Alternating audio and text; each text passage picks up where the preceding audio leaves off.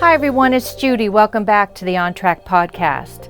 Today we talk to Masha Petrova, the VP of Brand Marketing here at Altium. Masha and her team have recently launched a new mini documentary series called Altium Stories. In these videos, they highlight the stories of innovators and designers who make incredible products that impact our world. None of this is about Altium, and it's really all about designers like you that create amazing products that change the world. So lean and enjoy, and I'll see you on the other side. Welcome to Altium's OnTrack podcast, where we talk to leaders about PCB design, tackling subjects ranging from schematic capture all the way to the manufacturing floor. I'm your host, Judy Warner. Please listen in every week and subscribe on iTunes, Stitcher, and all your favorite podcast apps. And be sure to check out the show notes at altium.com/podcast, where you can find great resources and multiple ways to connect with us on social media. Well, Masha, welcome. So glad to have you on the podcast today and share what you're doing here at Altium. Oh, Judy, thank you so much. And it's just such a pleasure to be here on the OnTrack podcast today. I know. How about that? So before we get started, why don't you tell us a little bit about your title and role and what you're doing here at Altium? Sure. So I'm the new VP of Brand Marketing here at Altium. And my role basically involves helping to define how we, as a company, as Altium, present ourselves to our customers, to our partners, and to the rest of the world. Yeah. Enviable job. I love what you're doing. So you do not look like our typical engineering demographic, but I know you have a background in engineering. So you can tell us like what sent you down that. I'll take that as a compliment. It is a compliment. Yeah. Thank you. So I am a recovering engineer, as you might say. So I grew up in Moscow, Russia, back before the Soviet Union broke apart.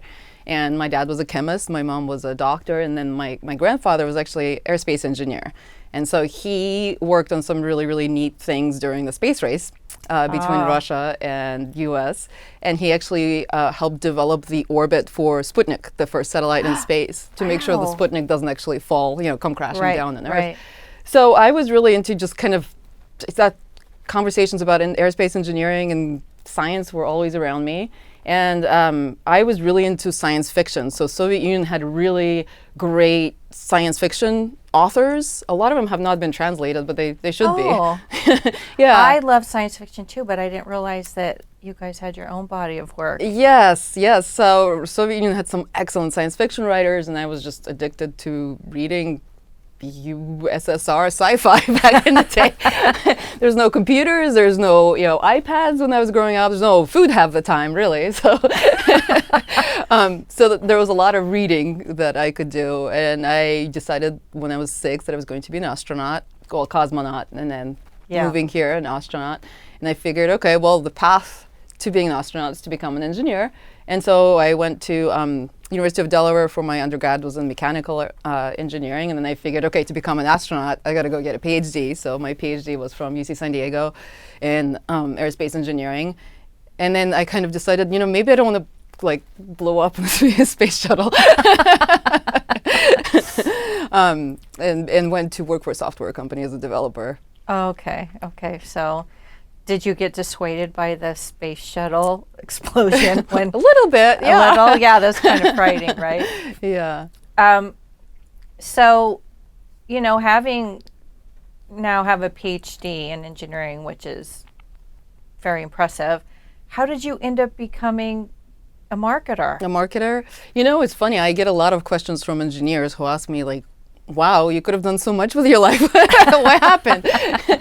And I think, honestly, it's a challenge for me. So, I think of it as in engineering, you have your test systems, right? Whether it's test bench or it's a computer where you're testing something or simulating something.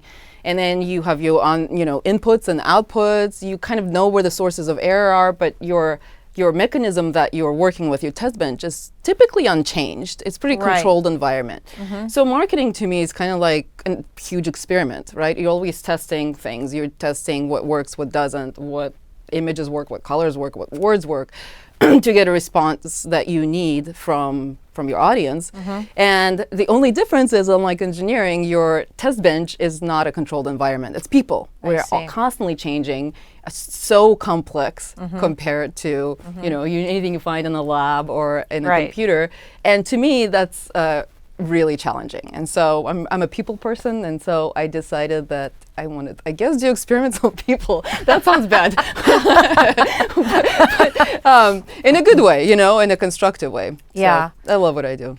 Well, it sounds like you're like a lifetime learner too, right? So you don't want sort of that ceiling of learning, right? So with the environment always changing, I'm sure that and I actually feel the same exact way. Obviously, yeah, you're the same way. I am the same way. I went from, hardware background to marketing, which is a very counterintuitive path.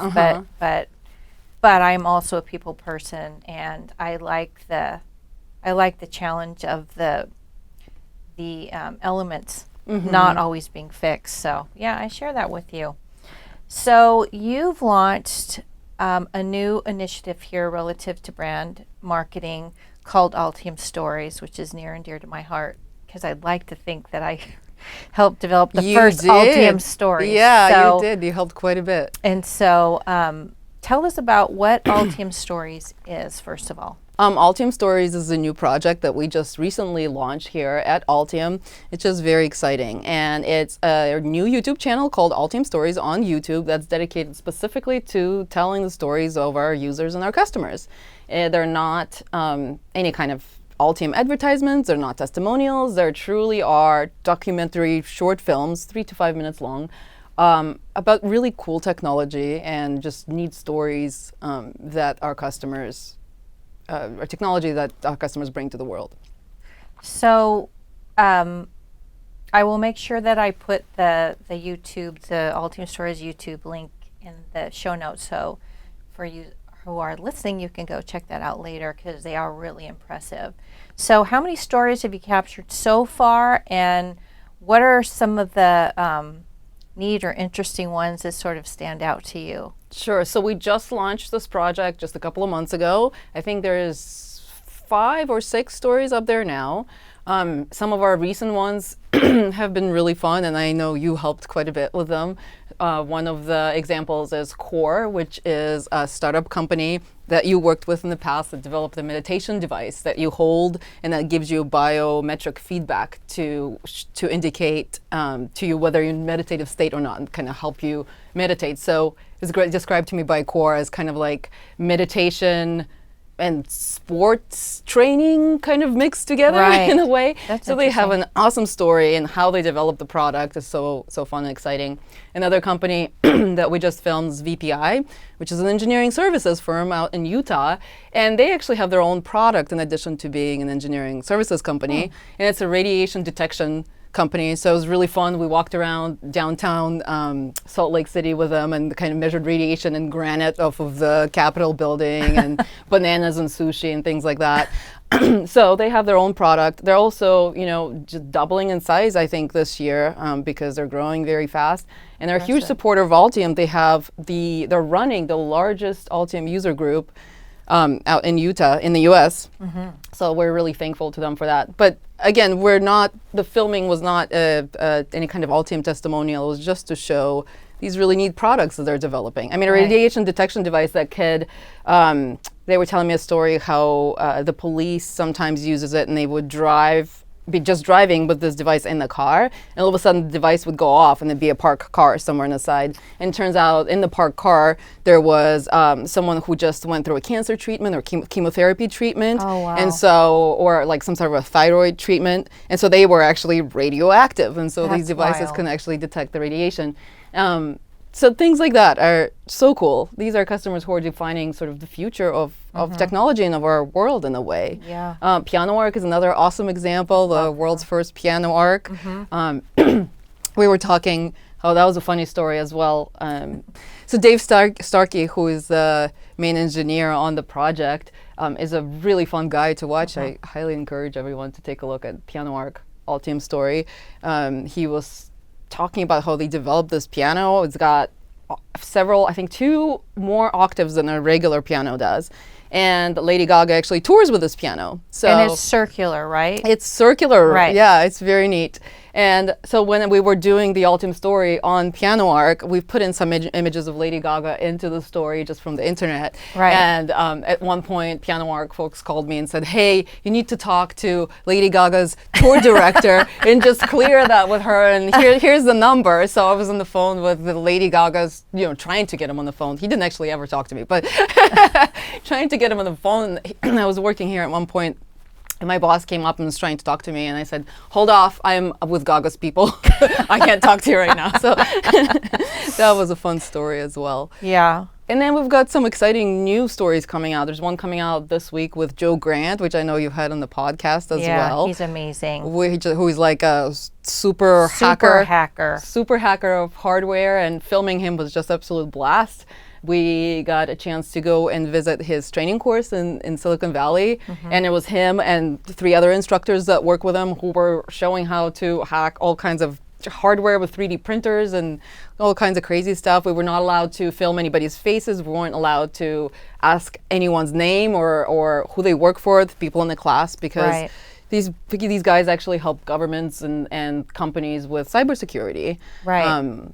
So that was fun, and I got a chance they invited me to like this hacker party in this house in Silicon Valley that was just like a totally startup like house where all these hackers kind of were hanging out, and I was lucky enough to be invited, and it was sort of like I was telling you, like being inside the Marvel comic book. Everybody had their own superpower. So there's a hacker who could, hack elevators, and another one's specialty was, hardware hacking with these things that look like Apple, plugs just from the Apple store, but except they were customized that they can remote control the computers and crazy things like that. All public. These guys all have like 3 lawyers each. Yeah. To make sure that they're, safe and clear. And and I was fascinated when Joe was on the podcast, how he was talking about the difference between, what did I know about hackers, right? The white hat and black hat hacking, and that the white hat, which is what these guys are, really they're helping companies, like say if you can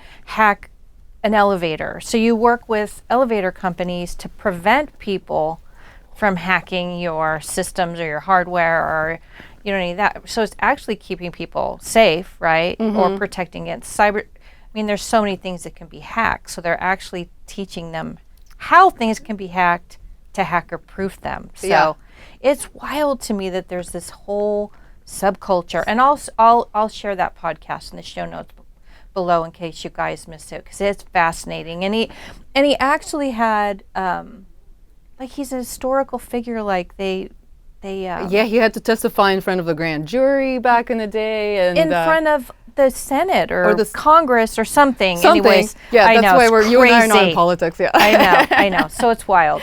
So anyways, I'll share that below. So what a great story! I can't wait to see that one. What other stories were? And isn't it amazing how our customers range from, just like these super hackers to musical instruments to meditation devices to, pretty much every large company in the world that has anything to do with electronics uses Altium. Right. I was at the Innovation Center at Jabil, which is a huge multi-billion-dollar manufacturing services company. Huge. Yeah, and they love Altium and use Altium, and they were showing me one of their divisions is kind of containers for those little pods that you put in your dishwashing machine or your washing machine. They actually help develop the technology like for those pods and how they the jar closes or something like that. Wow. And I was on Target the other day and I saw it and I'm like, hey, I know how that's made. That's one of our customers. So, just such a huge range. Another video or story that we have coming out is with Houston Mechatronics. Yes. These guys are really fabulous. Neat company that's developing this underwater robot that looks like one of those transformers that you see like 100%. In the movies. This thing like folds out under the water. It's got arms and legs and assemble things underwater, and that's one of our customers as well. So that's one of our stories that's coming out. They're going to be testing the robot in the NASA pool, so we get to film underwater in NASA pool, and that's going to be part of the Altium stories. They're fabulous. I'll share the YouTube link of their video, but you'll want to see the one that Masha and her team produces because it'll be fun. It'll be really interesting. Yeah. And what about Sarco's Robotics, who I know are friends of yours? Oh my gosh. So our friend Tom Holbrook. Hi, Tom. Hi, Tom. Tom's the designer, one of the PCB designers there, and they also look like Transformers, or they always remind me of like the Iron Matrix. Iron Man. It's like a suit that you put on and makes you. It's literally the Iron Man suit. It's the that makes you like superhuman in strength. Yes. So I'll share this link too. So Tom had shared with me they were just at CES in Vegas, and we're getting all kinds of press and attention. But they signed a partnership with Delta Airlines. So think about all the freight and the airplane repair and all these sort of hazardous jobs that airline employees face. Well, with the exoskeleton, they can pick up enormous amounts of weight by wearing this exoskeleton. It is so cool, you guys. Straight out of science fiction, right? Like, it's the beginnings of the Iron Man suit. I'm telling you. So cool. Or, Arduino. So some of you in the maker space maybe messed around with Arduino. Maybe you have kids that kind of play around with their Arduino kits. So Arduino is one of our customers, partners that we're working with. We have got an Altium story coming up about Arduino we're super excited about. So that's coming up soon for as that well. one. Yeah. See, my geeky self just wants to see all these new videos. So how many are done right now, Masha? So I think that there's 6 or 7, I believe, out already. Okay, they're published. And yes, published. And we're aiming for about 2 or at least 2 new stories a month. Okay. And again, these are short. They're 3 to 5 minutes long. They're fun to show to your kids too. Like totally. If you have kids They're that you so inspirational. trying to get into, electronics or just electrical engineering or any kind of technology. I show my kids stories all the time, and they're like, "Wow, that's really cool. Your company helps do that." Yeah, I know. Said, yeah, I know. So they're super fun to just kind of share. So how are you finding these stories and collecting them? Because obviously our customer base is huge. So how do you go about identifying and finding these? Masha? Yeah. Well, first of all, of course, thanks to you, Judy. Step number 1 is we talk to you, right? You talk to our customers quite a bit and to our user base, thanks to Altium Live and all of your involvement with the community. But also just reaching out to customers. Sometimes I go through our CRM system and randomly pick out companies and just reach out to them, because these stories, again, they're not an Altium testimonial. They truly are a story about your company and you as a designer or you as a CEO. Yeah. And so, us reaching out to our customer base, but also now that the word's getting out that this is what we're doing, we're going to continue to do this Altium Stories project for at least the next year. We're going to do put a lot more promotion behind it. So basically, as a company, you're getting a lot of exposure and promotion behind. Yeah, it's like a free marketing video for them. Exactly. Right. So if we have any customers or users of Altium who would like to be featured in our Altium stories, please reach out, and you'll put my contact information. Yes, so if you have a story out there, go watch Altium Stories. If you have a story, feel free to contact Masha. I'll put her email below which all of our emails are pretty much the same. It's masha.petrova@altium.com. I'll put it in the show notes along with her LinkedIn profile. So if you've got some inspiring tale, give us a shout or give Masha a shout, and she'll get back to you on that. If I were listening to the podcast, I'd kind of want to be saying, well, isn't that cute? Why are you doing this, you guys? It's a cute I'm being project. tongue-in-cheek, but I see those, left brain engineering kind of rolling their eyes like, this is kind of fluffy. Why would Altium take the time to do this? I think I know the answer, but I'd like to hear it from you and your perspective. Yeah, and not just take the time, but spend quite a bit of money. So our videographers, we're working with an award-winning documentary filmmaker who literally was, won awards and presented at South by Southwest and was invited to, what's that big film like cons show? or? Sundance? Sundance, Okay. yeah. So I actually was invited to Sundance, and of course Ben, who is sitting behind the camera here, who is absolutely awesome, who produces these podcasts. So we have a pretty strong team of creatives behind these stories, right? Yeah. Uh-huh. And the reason is because Altium really is a very customer-centric, user-centric brand, and one of the ways we want to show our kind of gratitude to the community. And just kind of make people aware of the kind of amazing things that are being built by this new technology is through these Altium stories. So it's almost like a service, public service. Yeah. In a way. I mean, obviously Altium brand is attached to it, but really it's just getting the word out there about what electronics could do. This is the future of our world. Our world, yeah. Right? Absolutely. Technology is helping to build our world. What we eat, to like even clothing, it's all made on the machines. And Yes. half of it has now smart, whatever technology embedded into it. Yep. What we travel in, how we communicate, it's all related somehow to electronics. And all electronics, for the most part, has PCB associated with it. Yep. And we help design those boards, and you've seen some of the crazy boards that people design. It's crazy. Amazing. It's amazing. And I always, when I used to sell, custom hardware, I always said that I got to go to on the best field trips in the world. That was my favorite part of the job, is basically seeing those stories, engineering stories live, week after week of my job, because I have a curious mind like you do, and I just love that, to see what they're doing. It's just amazing to me. Yeah. I also think, to kind of piggyback on what you said, I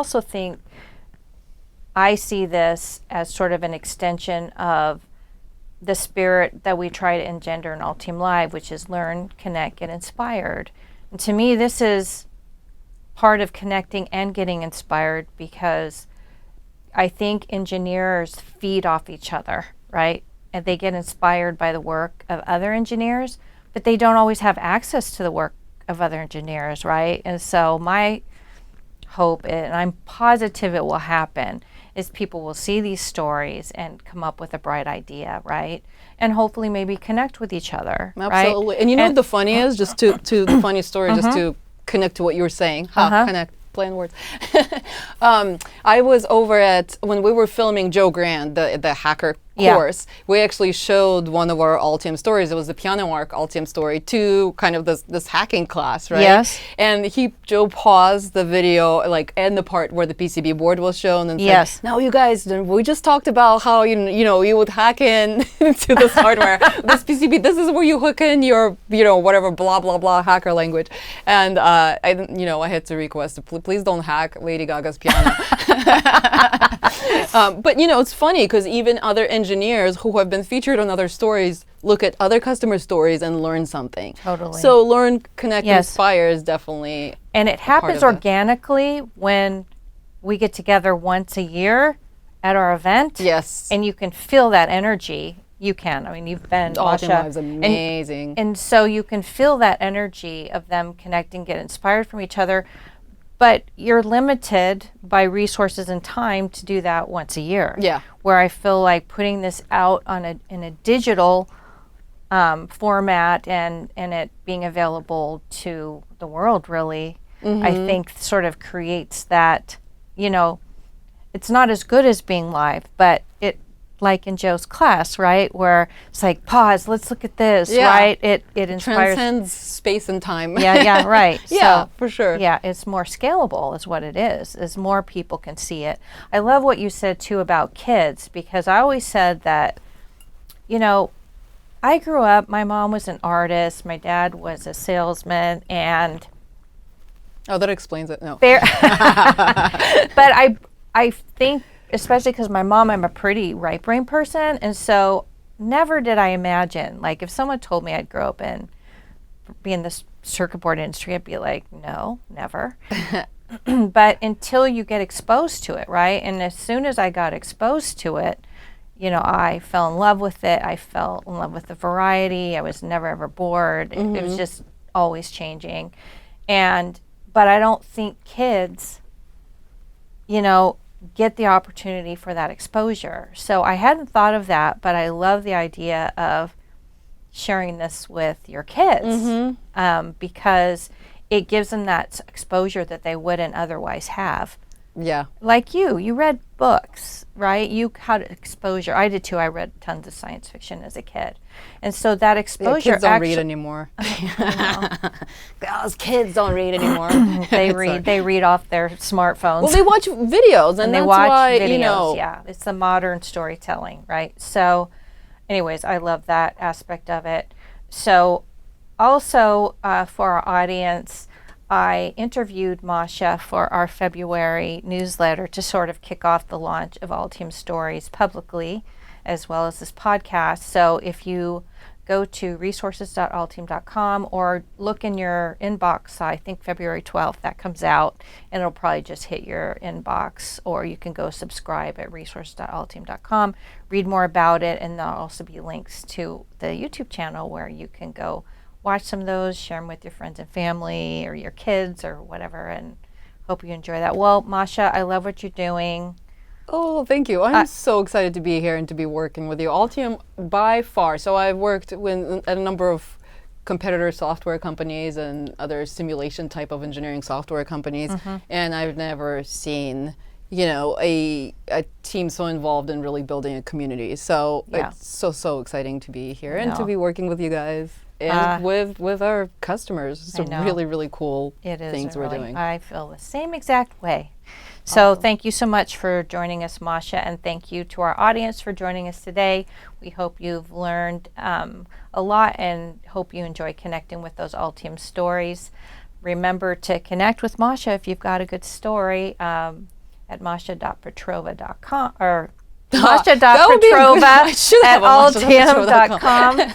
And thanks for joining us today. We look forward to being with you next time. Please remember to like, subscribe, and comment, and let us know what you want to learn about. We will see you next time. Until then, remember to always stay on track.